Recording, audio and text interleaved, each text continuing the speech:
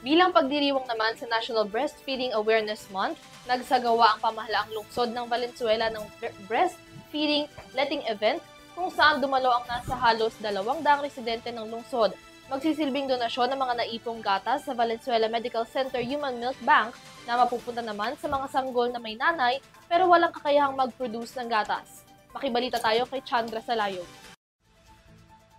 Ipinagdiwang ang National Breastfeeding Awareness Month ng Valenzuela City Health Office at isinagawa ang annual breast milk letting event. 184 na breastfeeding mothers ang nakilahok sa aktibidad na ito at nakatipon ang lahat ng 24,697 milliliters o 24.68 liters na breast milk. Ito ay kanilang naging donasyon sa Valenzuela Medical Center Human Milk Bank na mapakikinabangan ng mga sanggol na nangangailangan ng breast milk, lalo na sa may mga nanay na walang kakayahang makapag-produce ng sapat na supply na to. Sinisigurado ng lokal na pamahalaan ng lungsod na panatilihing naa-access ng lahat ang breast milk sa mga nangangailangan na alinsunod naman sa temang Prioritize Breastfeeding, Create Sustainable Support Systems.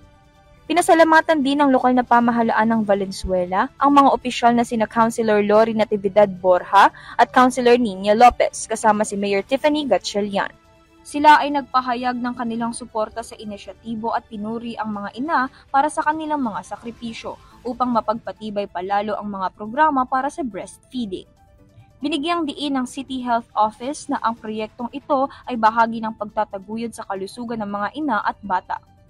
Kinikilala nito na ang breastfeeding ay mahalagang pundasyon para sa nutrisyon at kaligtasan ng mga sanggol. Para sa EuroTV News, Chandra Salayog sumasaludo sa bawat Pilipino.